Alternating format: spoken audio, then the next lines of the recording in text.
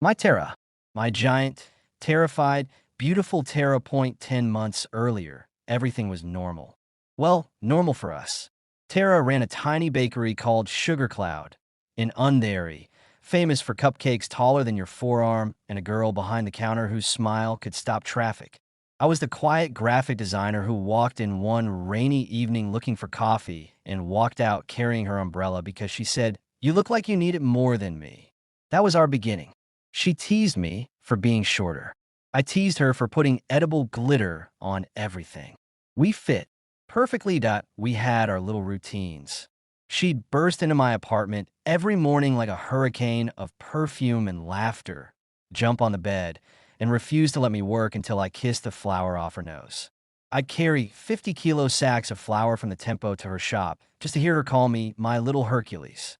At night, we slow danced in her 2x2 kitchen while the oven timer ticked, her head on my shoulder, my arms barely reaching around her.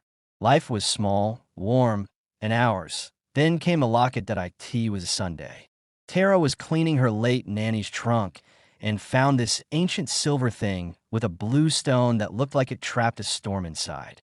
She laughed, held it up, and said, "Arjun, what if this turns me into one of those giant anime girls you secretly watch?" I rolled my eyes, kissed her, told her the only giant thing about her was her heart. We forgot about it. Until that night. Thunder cracked like the sky was splitting open. The lights went out. Tara screamed my name once, sharp, scared, then nothing. I ran to the bedroom and saw only swirling blue light and her silhouette stretching, growing, bursting through the roof like a flower blooming too fast. Wood splintered. Bricks rained. By the time I stumbled outside, the girl I loved was 60 feet tall, naked except for the shredded remains of my favorite yellow bedsheet, sitting in the ruins of the Colony Park with her knees pulled to her chest, shaking. I shouted her name. My voice was a mosquito buzzed to her now. She looked down, eyes wide, red, terrified. A single tear rolled off her cheek and landed 2 feet away from me like a water bomb. The splash soaked me to the bone. "Arjun, run," she whispered. The sound rumbled through my ribs. I'm a monster. I didn't run. I sprinted forward, climbed the mountain of her folded arm, slipped twice on skin softer than anything I'd ever touched, and finally stood in the center of her palm. It was warm, trembling, bigger than my entire bedroom. I pressed both my arms around her thumb and hugged it as hard as I could. "You are not a monster," I said, voice cracking. "You are Tara, my Tara, and I'm staying right here." She cried harder. I got washed 3 feet across her lifeline before she cupped her other hand to shield me. The next hours were chaos. Phones flashed. News helicopters circled. Someone screamed, "Kaiju," like we were in a movie. The army came with tanks that looked like toys next to her ankles. They wanted to take her away for study. She let them put cables around her wrists because she was too scared to fight. Every time a soldier shouted, she flinched and the ground shook. I lost my mind. I ran to the colonel, screaming that she was a citizen, that she was scared, that she was mine. They laughed at the tiny boyfriend making demands. So I did the only thing I could think of. I climbed the cable up to her shoulder, sat there like a crazy bird, and refused to come down. The entire internet saw it live when I kissed her earlobe the size of a car door and told 200 million viewers, "If you want her, you'll have to take me too." They backed off. For now. That night, they moved her to an abandoned construction site outside the city. Floodlights, barbed wire, the works. I wasn't allowed in. So I did what any insane, in-love idiot would do. I cut the fence, backpack full of fairy lights and her favorite strawberry cupcakes, now the size of smart cars to me, and sneaked inside. She was sitting against a half-built tower, head bowed, moonlight making her look like a lonely goddess. I climbed the rebar cliff of the building, reached her shoulder, and set up a tiny tent right there on the curve where neck meets collarbone.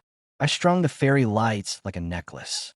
She felt the tickle, looked down, and for the first time since the change, she smiled. "A real one. Arjun, you'll fall and die one day doing this. Then I'll die happy on you," I said, lying back against her skin like it was the softest hill in the world. "Look up, baby. Stars are still there. We're still here." She tilted her head so gently that the wind barely moved. I destroyed our home, our dreams, the bakery, everything. No, you whispered. You are my home. The rest will rebuild bigger. Like you. Morning came with worse news. Scientists studied the broken pieces of the locket. The energy was gone. The growth was permanent. No cure. No reverse. Tara heard it on the giant screen. They set up for her and cried so hard the sight flooded ankle deep. When the water reached the fence, she stood up, walked to the edge of the restricted zone, and spoke to the cameras with a voice that carried across cities. If there's no way back, then Arjun deserves a normal life. Please let him go. Tell him I'll always love him. Tell him to forget me. The reporters turned to me. I was standing on a soldier's helmet just to be seen on camera. My eyes were red. My fists were shaking that I looked up at her beautiful, broken face 60 feet above the world and said the only thing that mattered. 1 year later, the world had learned to make room for Tara. She lives in a converted aircraft hangar on the edge of the Arabian Sea, roof removed, walls painted soft lavender because that was the closest color to the frosting she used to pipe on rose cupcakes. The government calls it Facility T1. We call it home. I built my own little house on the giant nightstand beside her pillow, 2 stories, wraparound balcony, working elevator made from a modified drone winch. Every morning at 6:03, the same time she used to sneak into my old flat, she lowers one finger and taps the roof twice. That's my alarm. I zip line across the canyon of her blanket, land in her waiting palm, and she lifts me to her lips for the softest, warmest kiss on earth. Some things never change, even when everything else has. Our days are ridiculous and perfect. She wears dresses stitched from hot air balloon fabric. I ride in a custom pocket over her heart so I can feel her heartbeat when she laughs at my stupid jokes. We run a YouTube channel together. Love has no size. 15 million people wake up to watch me use a leaf blower as a jetpack to deliver her morning chai in a bucket the size of a water tank. They cry when she reads hate comments in her earthquake voice, and I answer by kissing every fingertip she uses to wipe her tears. The money rolls in, but we give most away. New bakery vans for girls who want to start their own sugar clouds, prosthetic limbs, school buildings. Tara says if she has to be big, she'll be big in the ways that matter. Still, there are nights when the lights are off and the hangar doors are closed, and she thinks I'm asleep in my little house. I hear her whisper to the dark. They only love us because we're a circus. Those nights, I climb the silk rope ladder to her ear and sing the off-key Marathi lullaby her nanny used to sing until she falls asleep with my whole body pressed against her earlobe like a living earring. Then came the offer that a company from Las Vegas flew in with private jets and lawyers taller than their contracts. $10 million a year to move Tara to America and install her in a glass dome theme park. Tara, the eighth wonder. They promised luxury, protection, fame forever. They also promised me a separate mansion on the ground so the little guy can have his own life. The internet exploded with rumors that I was already packing. Hashtag screamed that I was a clout chaser waiting for the payout. Death threats arrived in my DMs. Leave the monster before she sits on you. Tara saw them. She never told me, but I found her scrolling at 3 a.m., tears the size of medicine balls rolling off her chin and denting the concrete floor point. 3 nights later, she recorded a video. I was asleep. She sat alone under the moonlight, hair blowing like silver flags, and spoke so softly the microphone shook anyway. Arjun, my tiny, brave, impossible boy. You gave me a year of heaven when the world said I didn't deserve it. But I heard what they say about you now. I see the bruises fear puts under your eyes. I'm done being selfish. Live a big life, baby. Find a girl you can carry over the threshold instead of one who has to carry you in her pocket. I love you enough to let you fly away. She uploaded it, turned off her phone, and cried herself to sleep with the blanket over her head like a child hiding from monsters. I woke up to 2 billion views and my heart in pieces. For 3 days I vanished. No posts, no stories, no tiny figure waving from her shoulder. The world assumed I took the coward's exit. Tara stopped eating. She sat in the middle of the hangar staring at my empty little house like it was a grave that on the 4th night the sky caught fire. Thousands of sky lanterns rose over the water, each one carrying a single word. From her height, she could read them all at once. They spelled, letter by letter across the darkness. It stood up so fast the wind almost knocked the lantern pilots off course. That's when the helicopter appeared. Door open. A tiny figure in a black tux standing on the skid.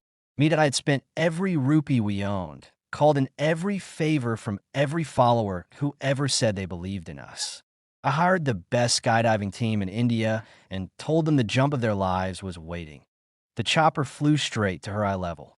I grabbed the rope, looked across the 50-foot gap into the face I would die for, and jumped and parachuted first.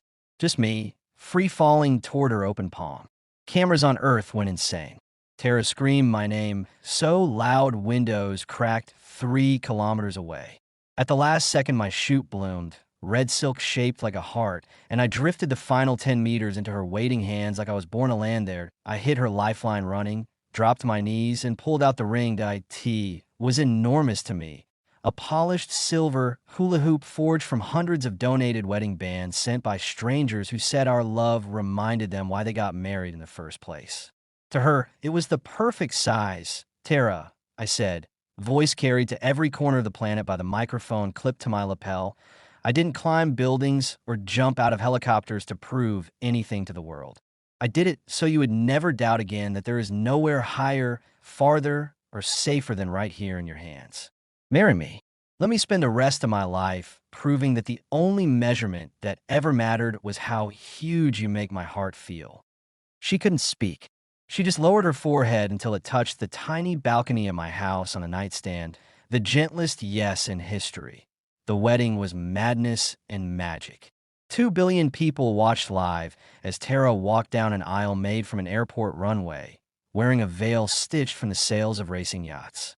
I stood on her ring finger in a white sherwani, holding a microphone the size of a javelin to say my vows while she cried happy tears that had to be diverted by temporary dams. We danced under a sky of drones spelling our names in fireworks. She swayed like a mountain in slow motion while I twirled across her palm to the same song we first danced to in that tiny kitchen a lifetime ago. And when it was over, when the guests were gone and the cameras finally looked away, she carried me to the pillow, set me down on the slope of her cheek, and whispered the words that became our forever. I was never too big for your love, Arjun. You were always big enough for mine.